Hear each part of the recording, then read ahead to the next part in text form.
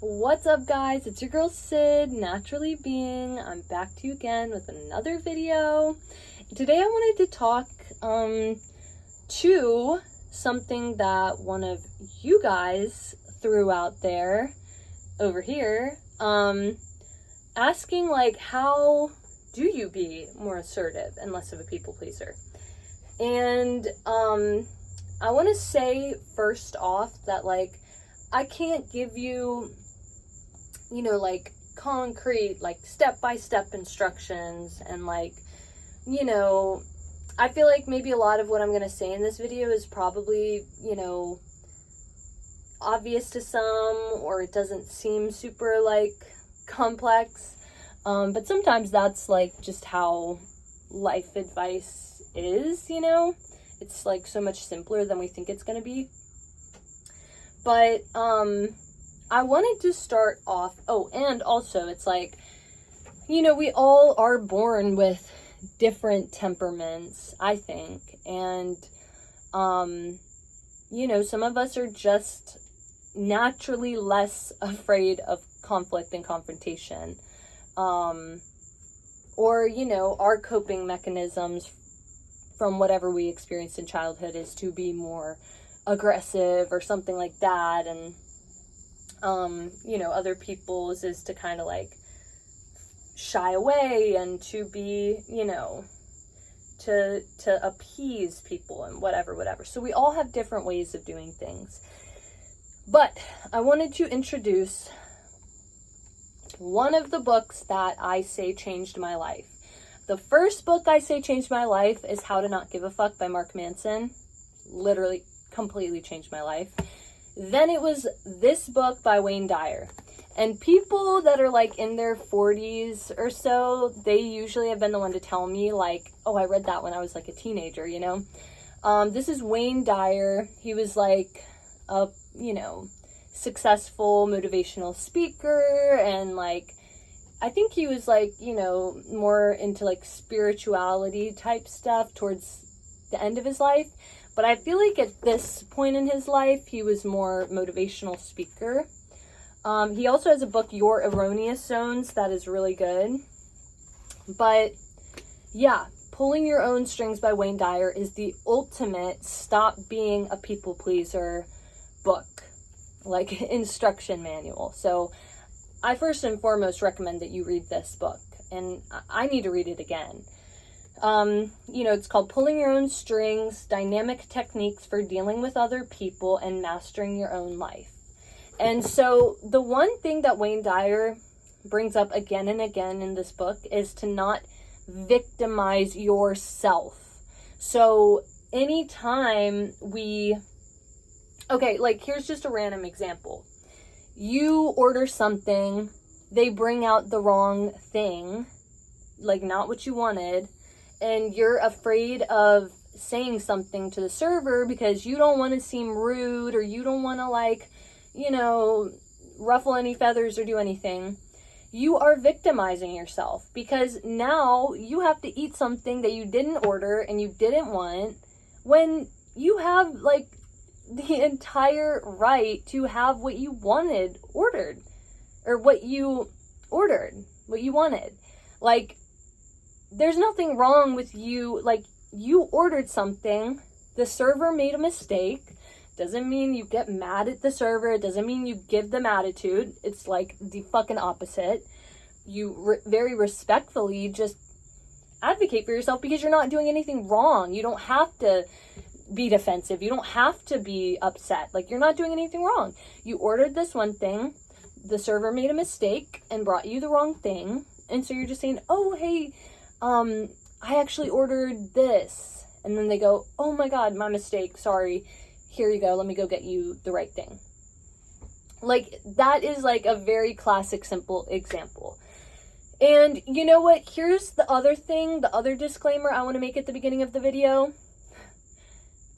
When you start to stand up for yourself in life and you do not let yourself be victimized, it's going to come with a lot of conflict. It's going to come with social rejection, and it's not always going to be received well, because most people in our society, like, and I do say most, I really think that people can think I'm a pessimist, whatever, like, I generally think that most people in our society are not, are not mature emotionally, or, like, I don't even know what you would say, like, besides emotionally, but just, like, you know, like, most people in our society do not care about, like, self-development, like, truly, you know, and, like, to see how they're, like, bad, or how they, you know, do things wrong, or how they perceive things wrong, or their perceptions are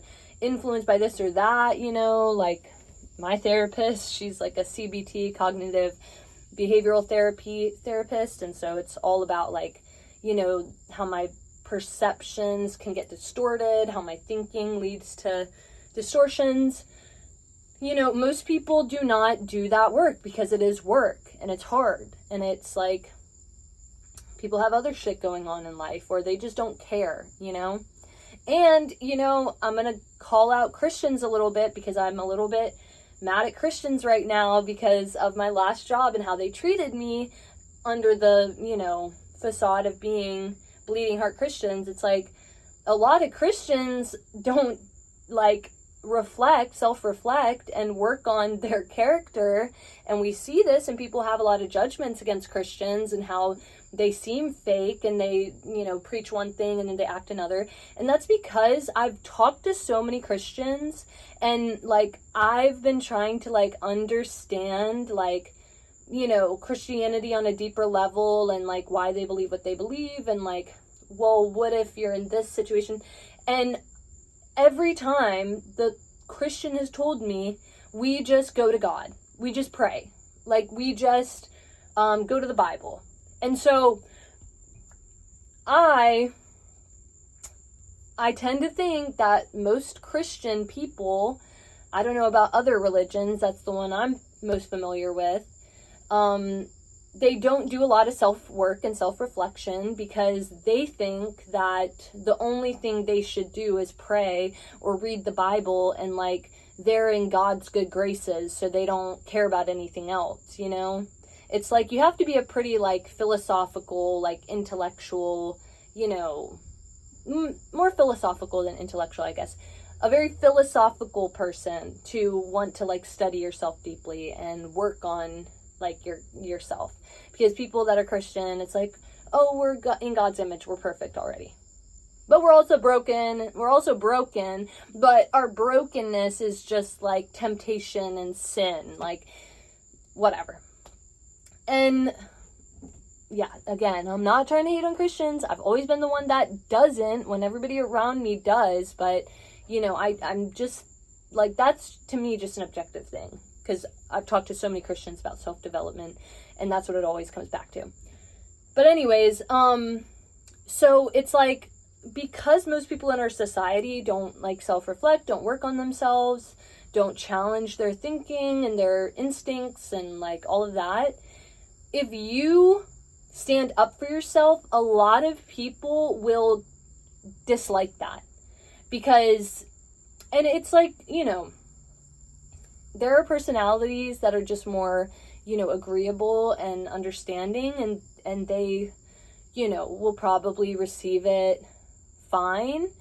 But a lot of people take you standing up for yourself, you being assertive, as a threat against them, or as, like, a challenge against them. They don't understand that, like, you're not challenging anybody, you're just being assertive, you're just standing up for yourself. And also, it's like, if somebody else does something wrong and you're assertive, like, a lot of times people don't take accountability. A lot of times people do the wrong thing and they justify it to themselves somehow. And so when you stand up and say, no, that's wrong, they're just going to be defensive and like angry and think you're the bad guy, because they've convinced themselves that what they did was justified or they didn't do anything wrong. So when you start to advocate for yourself in life, anticipate conflict, and drama. Because that has been my experience since I became more assertive. And, you know, my therapist, like, she talks about, like, I think passive is like this negative end. Aggressive is the other negative end. Assertive is what people want to be. So I think even sometimes in society, assertive can get a bad rep, but it's not a bad thing. Being assertive is a good thing. Being assertive, the way my therapist at least described it to me from her studies, the, you know, resources she's given me, is being assertive is when you take other people's feelings and your feelings into account and like find a solution through that. Being aggressive is when you only take your feelings into account and you don't take the other person's feelings into account. And being passive is when you only take the other person's feelings into account and you don't take your feelings into account. So you want to, in an ideal situation, you know, honor the other person's feelings and honor your feelings. And so that requires you, obviously, to like be strategic in the way you communicate to other people so that you're genuinely, you know, trying to like look out for, you know, their feelings. But also honoring yours. And I still struggle with that, y'all. I'm like, that's why I gave that disclaimer. I still struggle with being, I kept thinking that was like a mosquito. I think I'm good. I still struggle with like being aggressive. And a lot of times I think I'm being assertive and my therapist tells me that was aggressive. You were being aggressive right then. And I'm like, are you serious? Like, so, you know, I'm still really working on, you know, my assertiveness. Because when I got tired of being a doormat and being taken advantage of all the time, I overcorrected and I became very aggressive. Very aggressive. And I've had to work on it, okay? Because if for long enough people just like beat you the fuck up. Okay, example. When I was 21, I worked at a coffee shop in San Francisco. And I worked with this girl, Kat. Kat, if you're watching. Just kidding, Kat would never be watching. Unless she's lurking still because she a hater. JK. I love myself in these videos. Kat was a hater. You know, y'all can think what you want, but like certain types of bitches love to hate on me. And I promise you guys, I am such a sweetheart. When you meet me in person, I am such a sweetheart. Like, I'm very friendly. I love everybody that I meet until they give me a reason not to. And so, and especially women, especially other women. Like, I love girls. I want to be friends with, like, every girl I meet. Like, I am not a hater, and I'm not a mean girl. And so Kat was a mean girl. She was always in a bad mood. She always had bitch face, and she just, like, was like a dark cloud just looming over everything. But I still, you know, I wanted to be nice to her, and I wanted to connect with her, and, like, I was trying to kind of, like, soften her, I guess. And, we hung out one time and she like did my highlights with this like box highlights. And so I'm thinking like, okay, cool. Like I'm wearing her down. Like she's starting to be my friend, you know? And one day I hear that she's having an art show at her place and she didn't invite me to be in the art show. And I was doing a lot of film photography at the time. I was super passionate about it. And so we were working together one day and I was like, hey Kat, like, I want to talk to you about something. Like, you know, I heard that like you're putting on this art show and like, I really want to be a part of, like, I really wish that you had asked me to be a part of it because you know that like I'm a photographer and like, I really want to be involved in more stuff. And like, I don't really get why you wouldn't ask me to be a part of it if we're friends. And she like huffed and puffed and rolled her eyes and got so pissed. And she was like, oh my God, you are the most self-centered person I've ever met in my entire life. And I was like stunned. And I was like, I didn't know what to say. And I ended up saying like, yeah, you're right. Like, yeah, that's true. Like, I am. Why? And then, you know, she left and I like, you know, called my mom and like spiraled on FaceTime and was like crying and like, you know, and it's like, I think back on that situation now and I would never have let her like talk to me like that. And I would never have just like appeased her, you know, like me now, I would have been like, what are you talking about? Like, I'm expressing my feelings vulnerably to you right now, and you're telling me, and you're insulting me, and you're like getting defensive, like I don't even understand how you're turning this back on me right now. Like, I would have said something like that, you know? I would have stood up for myself. I wouldn't have allowed her to like, you know, antagonize me like that. But I did at that time. And so, you know, that's how I used to be at one point in time. I was just very like, you know, passive, and I would kind of like cower away and I would appease people, and you just won't see me doing that today. And so, you know, my general advice is really just, you have to learn how to not care about what other people think of you. Because that's what it comes down to. If you're afraid of people disliking you, then you can't be assertive. Because if you want everybody to like you all the time, like, then you can never stand up for yourself, because there's always going to be the threat of someone disliking you if you stand up for yourself. And I think that is the foundation to, you know, being assertive and not being a doormat. It's learning how to be okay with people disliking you, and learning how to enjoy your own company and to be independent, so that, you know that at the end of the day, anybody can dislike me. I have myself. I'm going to be okay. You know, and that's like an extreme, right? But you kind of jump to the extreme. Like, nobody in the world liked me, I would still be okay. You want to get to that point, you know?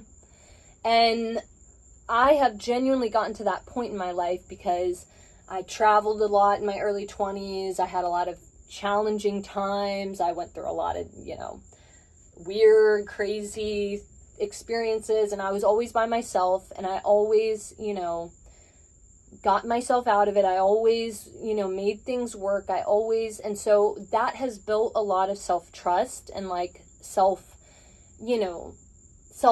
because I've witnessed myself like catch myself when I fall time and time again.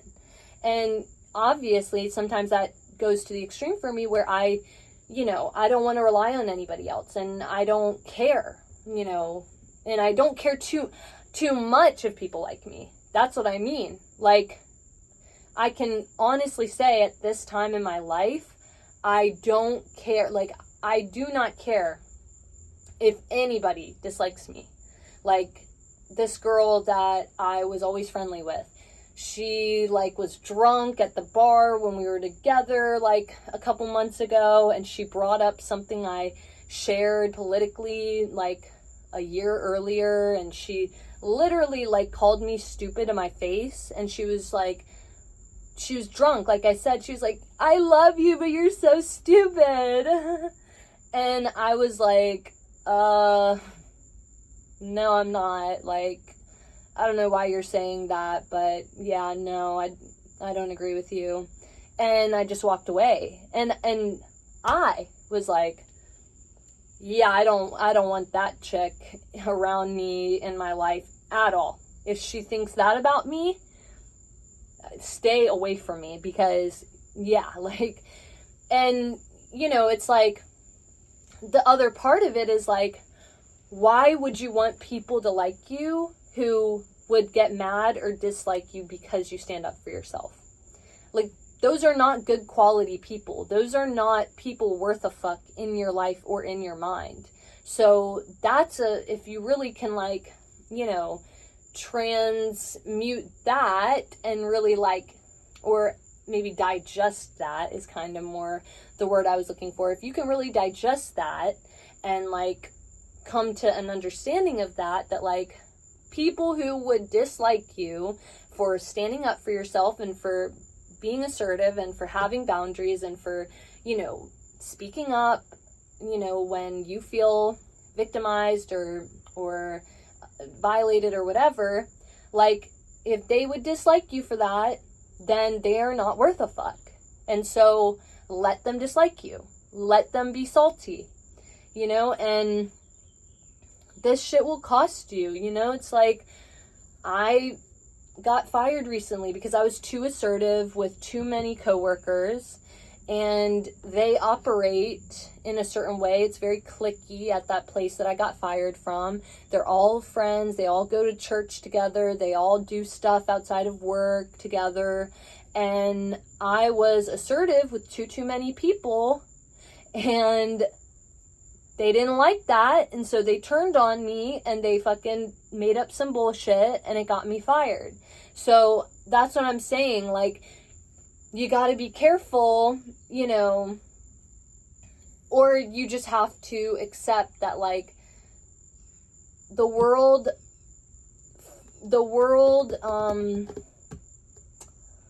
how do I want to say this? The world would just prefer that you are passive. The world would, you know, people in society, especially people in positions of power and people, you know, in management positions and stuff like that, their lives are so much easier when they have a bunch of passive people working for them. They have a bunch of passive people under them, looking up to them, following them. That is way better for people than when they have assertive, you know, objective people or people who have a backbone, you know, following them or something, because those are the people that if they do something wrong, or if they, you know, they're not, you know, competent enough, those are the people that are going to say something. Those are the people that are going to point it out. Those are the people that are going to quit, you know, those are the people that are going to, you know, ask that they change things that they don't want to change, etc., etc. So be careful about being assertive, or just accept the way that'll affect your life and the way that can cause more drama and conflict in your life. I think for me, I don't have a choice. That's how it feels. Like, I don't have a choice. I have to stand up for myself. I have to speak up for what is right. And I just, like, I can't even, like, I don't even think about the consequences. And that's my problem sometimes, because I just have something in me that just says, it's like, you gotta do what's right. And you gotta be honest, you know? My mom told me the other day, like, because I told my boyfriend, like, you know, I said something honest to him that was, like, hard to hear, you know, but it was honest. And my mom was like, yeah, I probably wouldn't have, like, told him that, you know, you can keep some things to yourself, like, you know. And I'm like, yeah, but I would rather be honest, like, because if you're not honest all the time, you have these little demons following you where you're like, oh, what if something comes up and then they catch me in this, or they, you know, I don't want that. So to me, it's always about being honest. And, yeah, I think that's all I have to say on this matter today. And if you have any other things you would like me to talk about, or any suggestions or anything like that, please let me know. I'd love to hear from you guys, and I'm stoked on this channel and the progress it's made, and it means a lot to me. So I'll talk to you guys soon, and I love you so much. Bye.